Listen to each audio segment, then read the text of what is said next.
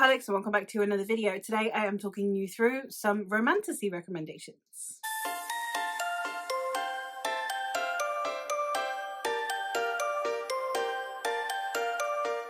I have been reading a lot more Romantasy lately, so I thought it made sense for me to check in and kind of talk about some of the books that I've been reading and which ones I would recommend. I have a stack of 5 today. I also have one that I only own digitally at the moment, but that I would like to recommend nonetheless. And we're going to hop right in. I have 2 videos already. I have a historical recommendations video where I briefly talk about 2 authors that I am really liking in the historical romance sphere. And I have an entire video dedicated to Regency and Victorian historical fiction, which included all of my romance recs. So I will leave both of those things down below in case you want some historical romance instead. But today we're talking about some fantasy romances. Now, I am not including the fantasy romances that I mentioned in the previous video, the Regency versus Victorian video, but for example the Honey Witch and also the Beautiful Ones are included in there, so there will still be plenty of books within the romance sphere that you might enjoy that will be mentioned in that video instead. But without further ado, let's actually talk about the 6 books or series that we're talking about today. I'm going to start with the digital one because I am a mess and I will forget it otherwise, and that is the Wolf King series by Lauren Palfreyman. I have been addicted to this series. It is the buddy read for my Discord for throughout the months of July through to September when the final book releases. I had an amazing time with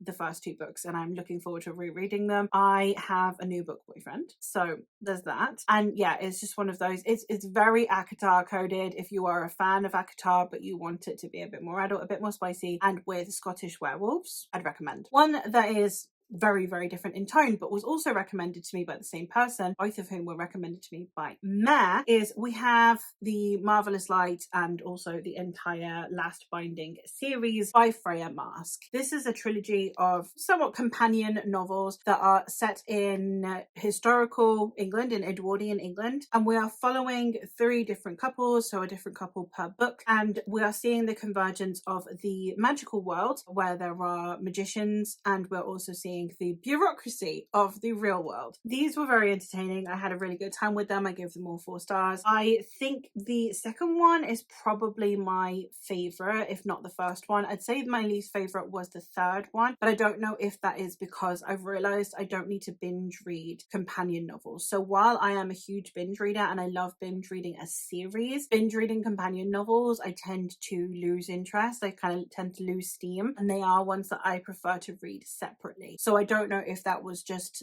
me, kind of my interest petering off, as opposed to it being that there were any installments that were better than others. I think that the depictions of Edwardian England were handled really well. I liked the way that we talked about the magical world. I loved some of the pretentiousness that we see from the upper classes as well, which you would expect from Edwardian England. So for the most part, I think this was a really solid recommendation. The next recommendation is one that I was forced to read by Chris, my friend Chris over at A Fictional Escapist, in my friends take over my TBR video. Chris did have another romance series on there as well, which was the Foz Meadows one, but I couldn't get a hold of it. It's very difficult to get a hold of, especially in physical form, but even in digital form it's ridiculously expensive, so I didn't read that. But I did read A Taste of Gold and Iron by Alexandra Rowland. This is a 4-star read, it's not a 5-star read. My main criticism of this is that I think it had the same issue I have with a lot of fantasy romances, where we'll be just getting into the fantasy and then the romance will kick in, or we'll be just getting to a romantic point and then the fantasy plot will kick in. And the whole point is so that then the romance can last longer, or so that the world building can be eked in slowly. I understand, but I just find it frustrating, and that happens to me a lot with fantasy romance. Everything else about this I really love. This is kind of like a almost bodyguard romance, and it's also hate to love. We have a protagonist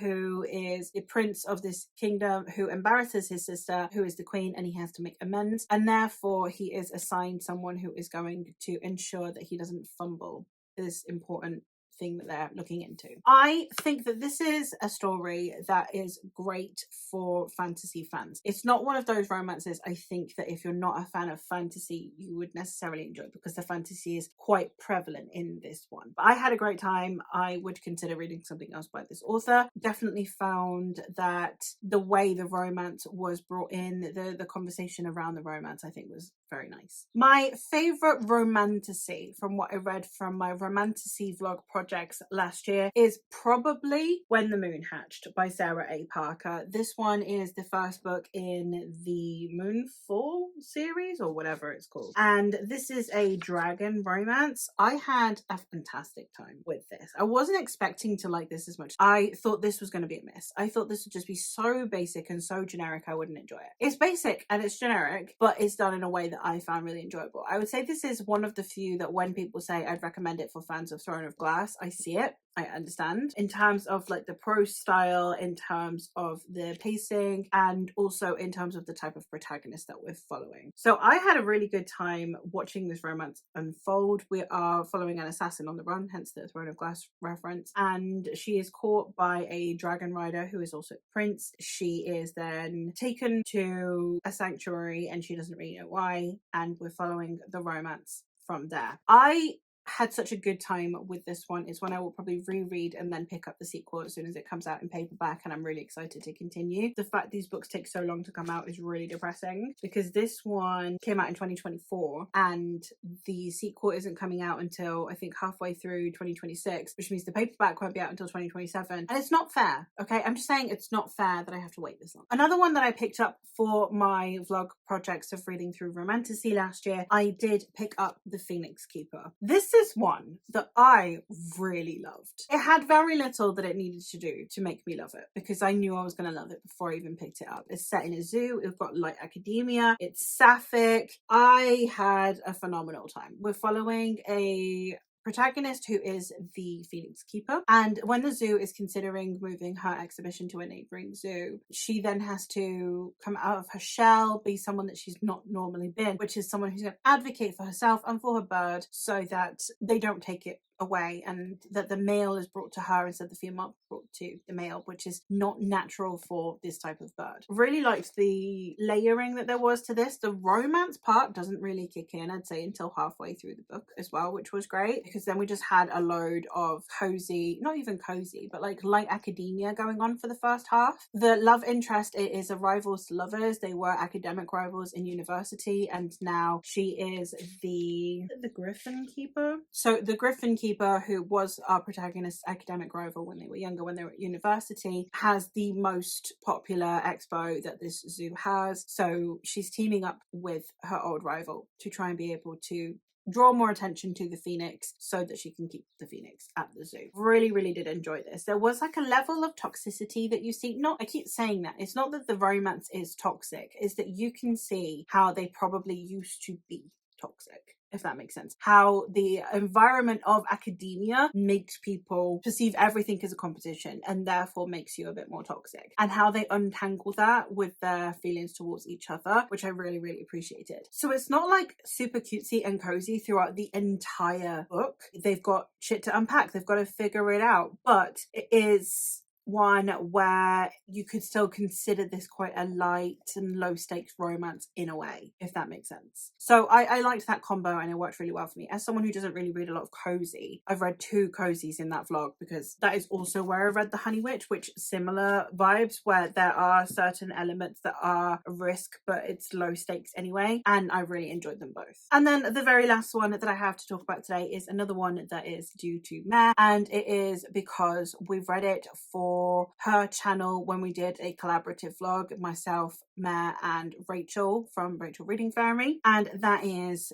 Tales of a Monstrous Heart by Jennifer Delaney. This is a gothic fantasy that I personally found was everything that I wanted it to be. It was a dark academia, it's a fae romance, it's a epic fantasy, and all of that combined so well with these gothic vibes, non-toxic shadow daddy. Shout out to the non-toxic shadow daddy. Also, we had like this kind of almost found family vibe going on as well. We had so many elements. I loved the writing style in here, which is really interesting because my friend read this and said that she kept seeing lots of grammatical errors. Now, I flipped through this again and I don't have any any serious grammatical errors. So I don't know if Esme just got like a dark copy edition by accident, because there aren't very many in here. The same amount that you would get in pretty much any book. There's an occasional typo or a grammatical choice that is a bit weird. So that's interesting. So let me know if you also